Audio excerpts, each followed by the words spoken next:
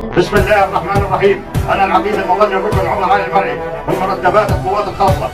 أنا نقيب عزام عماد علي من مرتبات اللواء. بسم الله الرحمن الرحيم. أنا العميد حيدر حسن ناصر رئيس قسم شرطة حمص الخارجي.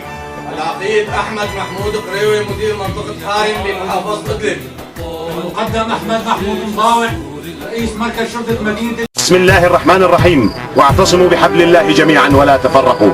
أنا الرائد المظلي ماهر إسماعيل الرحمون النعيمي أعلن انضمامي إلى الجيش السوري الحر، جيش العزة والكرامة الذي سيبقى مدافعا عن شعبنا الأبي حتى ينال حريته.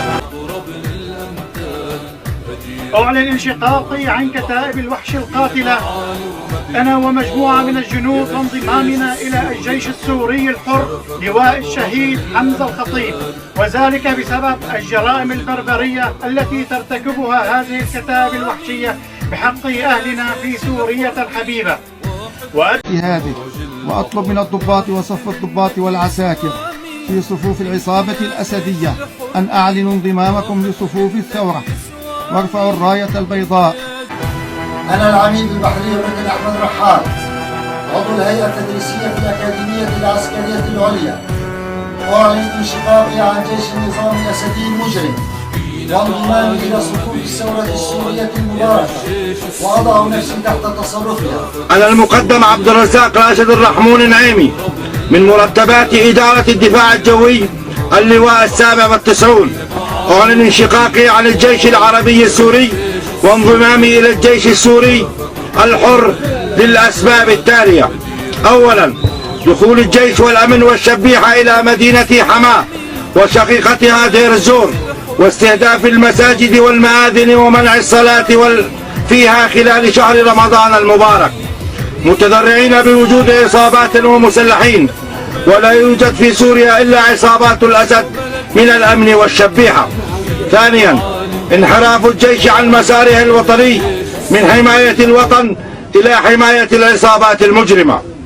أنا الرائد حسام منيف العسكر رائد السرية الثالثة من الكتيبة 1274 من قوات حرس الحدود، وهذه هويتي.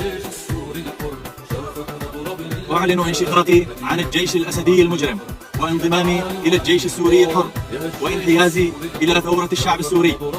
أنا العميد الركن فايز المجاريش من مرتبات قيادة المنطقة الجنوبية رئيس فرع العمليات. أنا العميد الركن كامل المجاريش رئيس فرع.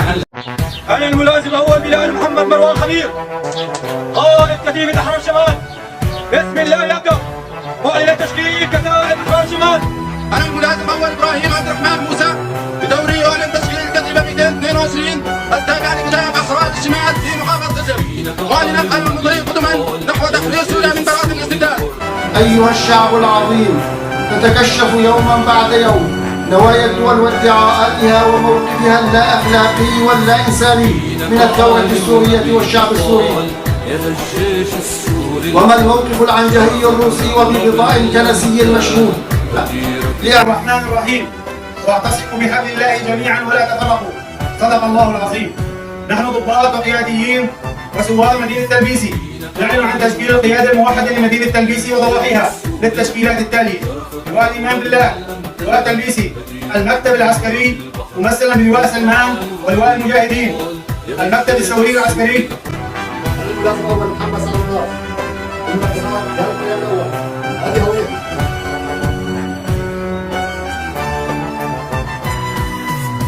أنا انشقاقي عن الجيش الأسدي وانضمامي إلى الجيش الحر، سبب آخر انشقاقي عن هذا الجيش هو تواصل إلى الجيش الحر وتحديد المعلومات. أنا العقيد زبيدة المقيم من مرتبات مديرية التجنيد المنطقة التجنيدية الجنوبي في الجيش العربي السوري من أبناء جولان المباع، وأنا انشقاقي عن صفوف كتائب الأسد.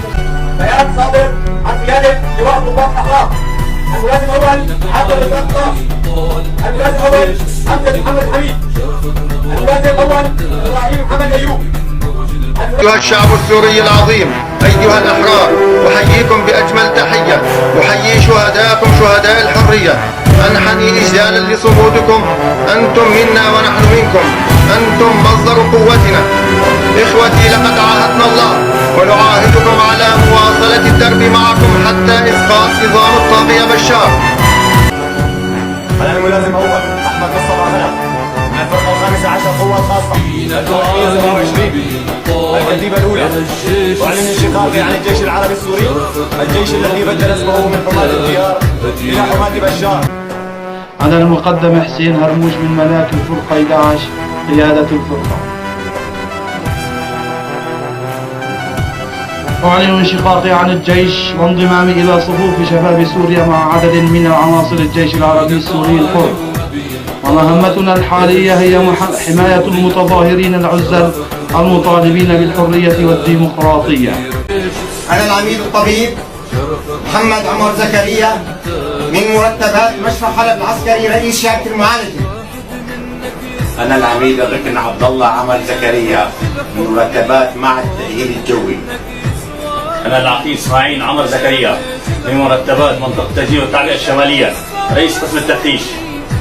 أنا العقيد الطبيب عبد الحميد عمر زكريا من مرتبات مشفى حلب العسكري. نحن أبناء سوريا الأبية قوم لا نهزم، ننتصر أو ننتصر، فإن محقنا طاغوت هذه الأمة فذلك نصر، وإن أكرمنا الله بالشهادة في سبيله فذلك هو النصر المبين. نعلن نحن جميعا انشقاقا عن كتائب ما يسمى زورا وبهتانا بالأسد، وانضمامنا إلى القيادة العسكرية المشتركة للثورة السورية، وإلى كل الشرفاء من الأمة العاملين على توحيد الصفوف تحت راية الوطن التي خضبت بالدماء الطاهرة الزكية من أبنائه بكل طوائفهم وأعراقهم. كرما لأرواح الشهداء وأنين الجرحى، كرما لدموع اليتامى ونحيب الثكالى. نناشد الأحرار والأشراف من رفاق السلاح أن يبتغوا للعلياء والمجد طريقا، وللعزة والسؤدد سبيلا، وأن يحطموا الأغلال والقيود عن أعناقهم، وأن يدمروا حظائر العبيد، وأن يتوبوا عن عبادة هبل.